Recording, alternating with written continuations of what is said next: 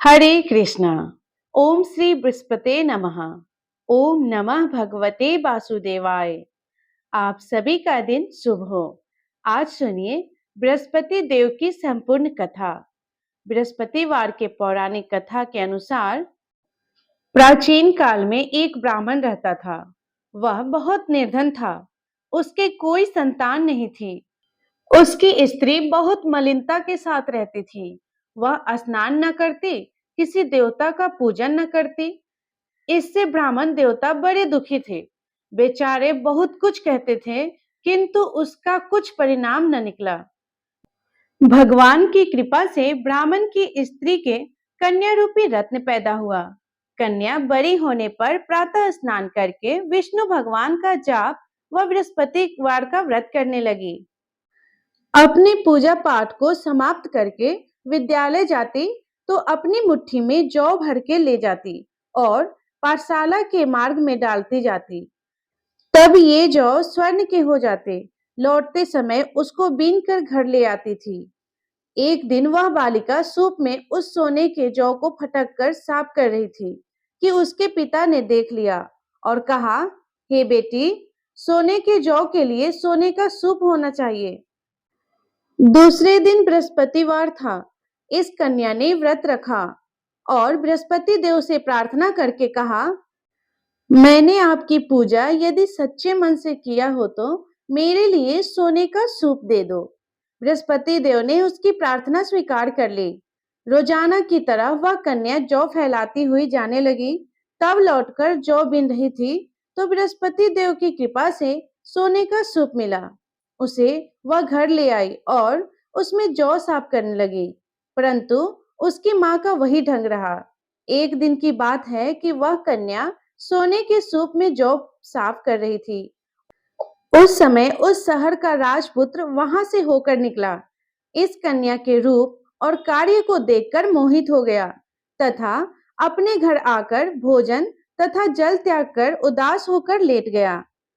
राजा को इस बात का पता लगा तो अपने प्रधानमंत्री के साथ उसके पास गए और बोले, हे बेटा, तुम्हें किस बात का कष्ट है? किसी ने अपमान किया है या फिर कोई और कारण है? बताओ, मैं वही कार्य करूंगा जिससे तुम्हें प्रसन्नता हो। अपने पिता के राजकुमार ने बातें सुनी तो वह बताया, मुझे आपकी कृपा से किसी बात का दुख नहीं है। किसी ने मेरा अपमान नहीं किया है, परंतु मैं उस लड़की से विवाह करना चाहता हूँ जो सोने के सूप में जौ साफ कर रही थी। यह सुनकर राजा आश्चर्य में पड़ गया और बोला, हे बेटा, इस तरह की कन्या का पता तुम ही लगाओ। मैं उसके साथ तेरा विवाह अवश्य करवा दूंगा। राजकुमार ने उस लड़की के घर का पता बतलाया। तब मंत्री उस लड़की के घर गए और ब्राह्मण देवता को सभी हाल बतलाया। ब्राह्मण देवता राजकुमार के साथ अपनी कन्या का विवाह करने के लिए तैयार हो गए तथा विधि विधान के अनुसार ब्राह्मण की कन्या का विवाह राजकुमार के साथ हो गया। कन्या के घर से जाते ही पहले की भांति उस ब्राह्मण देवता के घर में गरीबी का निवास हो गया। अब भोजन के लिए भी अन्न बड़ी मुश्किल से मिलता था। एक दिन दुखी होकर ब्राह्मण देवता अपनी पुत्री के पास गए। बेटी ने पिता की दुखी अवस्था को देखा और अपनी माँ का हाल पूछा। तब ब्राह्मण ने सभी हाल कहा। कन्या ने बहुत सा धन देकर अपने पिता को विदा कर दिया। इस तरह ब्राह्मण का कुछ समय सुखपूर्वक व्यतीत हुआ। कुछ दिन बाद फिर वही हाल हो गया। ब्राह्मण फिर अपनी कन्या के पास गए और सारा हाल कहा तो लड़की बोली कि हे पिताजी, आप माताजी को यहाँ लिवा आइए। मैं उन्हें विधि बता दूंगी जिससे गरीबी दूर हो जाए। वह ब्राह्मण देवता अपनी स्त्री को साथ लेकर पहुंचे तो अपनी माँ को समझाने लगी, हे माँ, तुम प्रातःकाल प्रथम स्नान आदि करके विष्णु भगवान का पूजा करो तो सब दरिद्रता दूर हो जाएगी। परंतु उसकी माँ ने एक भी बात नहीं मानी और प्रातःकाल उठकर अपनी पुत्री के बच्चों का जूठन को खा लिया। इससे उसकी पुत्री को भी बहुत गुस्सा आया और एक रात को कोठरी से सभी सामान निकालकर और अपनी माँ को उसमें बंद कर दिया। प्रातःकाल उसे निकालकर तथा स्नान आदि करा के पाठ करवाया तो उसकी माँ की बुद्धि ठीक हो गई और फिर प्रत्येक बृहस्पतिवार को व्रत रखने लगी। इस व्रत के प्रभाव से उसके माँ बाप बहुत ही धनवान और पुत्रवान हो गए और बृहस्पति जी के प्रभाव से इस तरह के सुख भोग कर स्वर्ग को प्राप्त हुए। तो सभी बोलिए विष्णु भगवान की जय। तो प्रिय श्रोताओं, अब सुनते हैं बृहस्पतिवार व्रत की दूसरी कथा। प्राचीन समय की बात है, भारतवर्ष में एक राजा राज्य करता था। वह बड़ा प्रतापी और दानी था। वे नित्य प्रति मंदिर में भगवान की दर्शन करने जाता था। वह ब्राह्मण और गुरु की सेवा किया करता था। उसके द्वार से कोई भी याचक निराश होकर नहीं लौटता था। वह प्रत्येक गुरुवार को व्रत रखता और पूजन करता था। हर दिन गरीबों की सहायता करता था। परंतु वे सब बातें उसकी रानी को अच्छी नहीं लगती थी। वो ना तो व्रत करती और ना ही किसी को एक भी पैसा दान में देती थी और राजा से भी ऐसा करने को मना किया करती थी। एक समय की बात है कि राजा शिकार खेलने वन को चले गए थे। घर पर रानी और दासी थी। उसी समय गुरु बृहस्पति साधु का रूप धारण करके राजा के दरवाजे पर भिक्षा मांगने आए। साधु ने रानी से भिक्षा मांगे तो वह कहने लगी, हे साधु महाराज, मैं इस दान से और पुण्य से तंग आ गई हूँ। इस कार्य के लिए तो मेरे पतिदेव ही बहुत है। अब आप ऐसा कृपा करें कि हमारा सारा धन नष्ट हो जाए और मैं आराम से रह सकूं। साधु रूपी बृहस्पति देव ने कहा, हे देवी, तुम बड़ी विचित्र हो। संतान और धन से कोई दुखी नहीं होता है। इसको तो सभी चाहते हैं। पापी भी पुत्र और धन की इच्छा करता है। अगर तुम्हारे पास धन अधिक है तो भूखे मनुष्यों को भोजन करवाओ, ब्राह्मणों को दान दो, धर्मशालाएं बनवाओ, कुआं तालाब बाग बगीचे आदि का निर्माण कराओ तथा निर्धनों की कुंवारी कन्याओं का विवाह करवाओ और यज्ञ आदि करो। इस प्रकार के कर्मों से आपके कुल का और आपका नाम परलोक में सार्थक होगा और स्वर्ग की प्राप्ति होगी। किंतु रानी साधु की बातों से खुश नहीं हुई। उसने कहा, हे साधु महाराज, मुझे ऐसे दिन का बिल्कुल आवश्यकता नहीं है जिसको मैं अन्य लोगों को दान दूं, जिसको रखने और संभालने में ही मेरा सारा समय नष्ट हो जाए। तब साधु ने कहा, हे देवी, अगर तुम्हारी ऐसी ही इच्छा है तो जैसा मैं तुम्हें बताता हूँ तुम वैसा ही करना। बृहस्पतिवार के दिन घर को गोबर से लीपना, अपने केसों को पीली मिट्टी से धोना, राजा से कहना वह दाढ़ी कटवाए, भोजन में मांस मंदिरा खाए और कपड़ा धोबी के यहाँ धोने के लिए देना। इस प्रकार 7 बृहस्पतिवार करने से तुम्हारा सब धन नष्ट हो जाएगा। ऐसा कहकर साधु महाराज रूपी बृहस्पति देव अंतर ध्यान हो गए। रानी ने साधु के कहे अनुसार 7 बृहस्पतिवार तक ऐसा ही करने का विचार किया। साधु के बताए अनुसार कार्य करते हुए केवल 3 बृहस्पतिवार ही बीते थे कि उसकी समस्त धन संपत्ति नष्ट हो गए। भोजन के लिए दोनों समय परिवार तरसने लगा तथा संसारिक भोगों से दुख रहने लगा। वह राजा रानी से कहने लगा, हे रानी, तुम यहाँ पर रहो, मैं दूसरे देश को जाता हूँ, क्योंकि यहाँ पर मुझे सभी मनुष्य जानते हैं, इसीलिए मैं यहाँ कोई काम नहीं कर सकता। मैं अब परदेश जा रहा हूँ, वहां कोई काम धंधा करूंगा, शायद हमारे भाग्य बदल जाए। ऐसा कहकर राजा प्रदेश चला गया। वह वहां जंगल से लकड़ी काट कर लाता और शहर में बेचता। इस तरह जीवन व्यतीत करने लगा। इधर राजा के बिना रानी और दासियां दुखी रहने लगी। किसी दिन भोजन मिलता और किसी दिन जल पीकर ही रह जाती। एक बार रानी और दासियों को 7 दिन तक बिना भोजन क्यों रहना पड़ा। तो रानी ने दासी से कहा, हे दासी, यहाँ पास ही के नगर में मेरी बहन रहती है, वह बड़ी धनवान है, तो उसके पास जा और वहां से 5 सेर बेजर मांग कर लिया, जिससे कुछ समय के लिए गुजारा हो जाएगा। दासी रानी के बहन के पास गई। रानी के बहन उस समय पूजा कर रही थी। दासी ने रानी के बहन से कहा, हे रानी जी, मुझे आपकी बहन ने भेजा है। मुझे 5 सेर बेजर दे दो।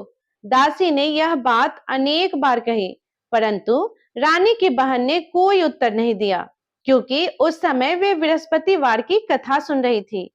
जब दासी को रानी के बहन से कोई उत्तर नहीं मिला, तो वह बहुत दुखी हुई। उसे क्रोध भी आया। वह लौटकर रानी से बोली, हे रानी, आपकी बहन तो बहुत ही घमंडी है। वह तो छोटे लोगों से बात भी नहीं करती। मैंने उसे बहुत बार कहा, लेकिन उसने कोई उत्तर नहीं दिया। मैं वापस चली आई। रानी बोली, हे दासी, इसमें उसका कोई दोष नहीं है।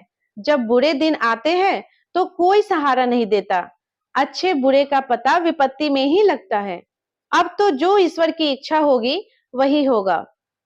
ये सब हमारे भाग्य का दोष है। उधर रानी की बहन ने सोचा कि मेरी बहन की दासी आई थी, परंतु मैं उससे नहीं बोली। इससे वह बहुत दुखी हुई होगी। अतः कथा सुनकर और विष्णु भगवान का पूजन समाप्त कर वह अपनी बहन के घर आई और कहने लगी, हे बहन, मैं बृहस्पतिवार का व्रत कर रही थी। तुम्हारी दासी हमारे घर गई थी, परंतु जब तक कथा होती है तब तक हम लोग ना उठते हैं और ना बोलते हैं, इसीलिए मैं नहीं बोली। बताओ, दासी क्यों गई थी? रानी बोली, बहन, हमारे घर अनाज नहीं था। वैसे तुमसे कोई बात छुपी नहीं है। इस कारण मैं दासी को तुम्हारे पास 7 सेर बेजर लेने के लिए भेजा था। रानी की बहन बोली, बहन, देखो, बृहस्पति भगवान सबकी मनोकामनाएं पूरी करते हैं। देखो, शायद तुम्हारे घर में अनाज रखा होगा। यह सुनकर दासी घर के अंदर गई तो एक भरा हुआ घड़ा बेजर का मिल गया। उसे बड़ी हैरानी हुई, क्योंकि उसने एक एक बर्तन देख लिया था। उसने बाहर आकर रानी को बताया। दासी अपनी रानी से कहने लगी, हे रानी, देखो, वैसे हमको जब अन्न नहीं मिलता है तो हम रोज व्रत ही तो करते हैं। अगर इनसे व्रत की विधि और कथा पूछ ली जाए तो उसे हम भी किया करेंगे। दासी के कहने पर रानी ने अपनी बहन से बृहस्पतिवार व्रत के बारे में पूछा। उसकी बहन ने बताया, हे रानी बहन, बृहस्पतिवार को सूर्योदय से पहले उठकर स्नान करके बृहस्पतिवार का व्रत करना चाहिए, लेकिन उस दिन सिर नहीं धोना चाहिए। बृहस्पतिवार के व्रत में चने के दाल और मुनक्का से विष्णु भगवान के केले के वृक्ष के जड़ में पूजन करें तथा दीपक जलाए। उस दिन एक ही समय भोजन करें। भोजन पीले खाद्य पदार्थ का करें और कथा सुने। इस प्रकार करने से गुरु भगवान प्रसन्न होते हैं, अन्न, पुत्र, धन देते हैं और मनोकामनाएं पूर्ण करते हैं। व्रत और पूजन की विधि बताकर रानी की बहन अपने घर लौट गई। रानी और दासी दोनों ने निश्चय किया कि बृहस्पति भगवान का पूजन जरूर करेंगे। 7 दिन बाद जब बृहस्पतिवार आया तो उन्होंने व्रत रखा। गुरुशाला में जाकर चना और गुड़ लाई तथा उसकी दाल से केले के जड़ तथा विष्णु भगवान का पूजन किया। अब पीला भोजन कहां से आए? दोनों बहुत दुखी हुई, परंतु उन्होंने व्रत किया था, इस कारण बृहस्पति देव भगवान प्रसन्न थे। बृहस्पति भगवान एक साधारण व्यक्ति के रूप में 2 थालों में सुंदर पीला भोजन लेकर आए और दासी को देकर बोले, हे दासी, ये भोजन तुम्हारे और रानी के लिए है, तुम दोनों कर लेना। दासी भोजन पाकर बहुत प्रसन्न हुई और रानी से बोली, रानी जी, भोजन कर लो। रानी को भोजन आने के बारे में कुछ भी पता नहीं था, इसीलिए दासी से बोली, जा तू ही भोजन कर ले, तुम हमारी व्यर्थ में हंसी उड़ाती हो। तब दासी बोली, रानी जी, एक व्यक्ति भोजन दे गया है। तो रानी कहने लगी, वो भोजन तेरे लिए ही देकर गया है, तू ही भोजन कर ले। दासी ने कहा, वह व्यक्ति हम दोनों के लिए ही 2 थालों में भोजन दे गया है, इसीलिए मैं और आप दोनों साथ साथ भोजन करेंगे। फिर दोनों ने गुरु भगवान को नमस्कार कर भोजन किया। उसके बाद से वह प्रत्येक बृहस्पतिवार को गुरु विष्णु भगवान का व्रत और पूजन करने लगी। बृहस्पति भगवान की कृपा से उनके पास धन हो गया, परंतु रानी फिर पहले की तरह आलस्य करने लगी। तब दासी बोली, देखो रानी, तुम पहले भी इसी प्रकार आलस्य करती थी। तुम्हें धन रखने में कष्ट होता था, इस कारण सभी धन नष्ट हो गया। अब गुरु भगवान की कृपा से धन मिला है तो तुम्हें फिर आलस्य आ रहा है। बड़ी मुसीबतों के बाद हमने ये दिन पाया है, इसीलिए हमें दान पुण्य करना चाहिए। तुम भूखे मनुष्य को खाना खिलाओ, ब्राह्मणों को दान दो, तालाब बावड़ी का निर्माण कराओ, मंदिर पाठशाला बनाकर दान दो, कुमारी कन्याओं का विवाह करवाओ। धन को शुभ कार्यों में खर्च करो, जिससे तुम्हारे कुल का यश बढ़े और स्वर्ग को प्राप्त हो और पितर भी प्रसन्न हो। दासी की बात मानकर रानी ने इसी प्रकार के कर्म करने का प्रयास आरंभ कर दिया, जिससे उनका काफी यश फैलने लगा। एक दिन रानी और दासी आपस में विचार करने लगी, ना जाने राजा किस दशा में होंगे, उनकी कोई खोज खबर नहीं है। उन्होंने बृहस्पति देव से प्रार्थना की और तब भगवान ने रात्रि में राजा के स्वप्न में कहा, हे राजा, उठ, तेरी रानी तुझको याद करती है, अब अपने देश को वापस लौट जाओ। राजा प्रातः काल उठकर जंगल से लकड़ियां काटकर रानी से मिलने के लिए जंगल की ओर चला। जंगल से गुजरते हुए वह सोचने लगा, रानी के गलती से उसे कितने दुख भोगने पड़े। राजपाट छोड़कर उसे जंगल में आकर रहना पड़ा। जंगल से लकड़ियां काटकर उन्हें बेचकर गुजारा करना पड़ा। उसी समय उस जंगल में बृहस्पति देव एक साधु के रूप में धारण करके आए और राजा के पास आकर बोले, हे लकड़हारे, तुम इस सुनसान जंगल में किस चिंता में बैठे हो, मुझे बतलाओ।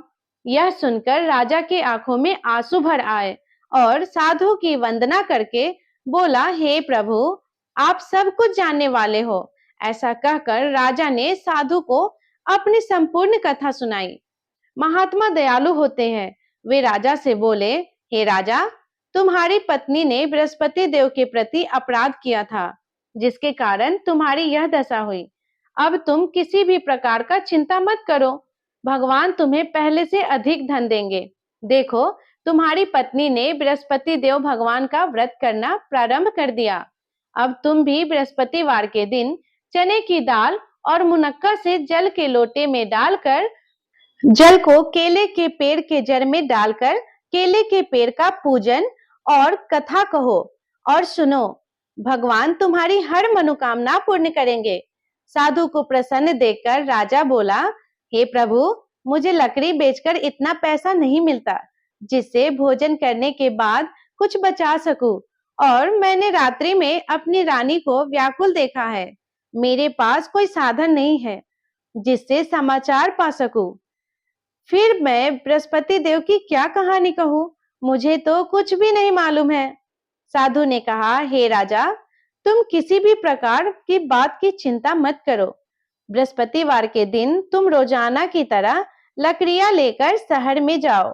तुम्हें रोज से दुगना धन प्राप्त होगा, जिससे तुम भली भांति भोजन कर लोगे और बृहस्पति देव के पूजा का सामान भी आ जाएगा। इस प्रकार वह राजा बृहस्पतिवार के दिन बृहस्पति भगवान का पूजा करने लगा, जिससे उसकी गरीबी दूर हो गई और अपने घर वापस चला गया और अपने परिवार के साथ खुशी खुशी रहने लगा। तो बोलिए बृहस्पति भगवान की जय, विष्णु भगवान की जय। तो प्रिय श्रोताओ, ये थी बृहस्पतिवार का व्रत कथा। तो आपको ये कथा कैसी लगी? अगर ये कथा आपको अच्छी लगी हो तो वीडियो को लाइक करें और कमेंट में जय श्री हरि विष्णु अवश्य लिखिएगा। और अगर आप चैनल पे नए हो तो चैनल को सब्सक्राइब करना ना भूलिएगा। धन्यवाद। जय श्री हरि विष्णु।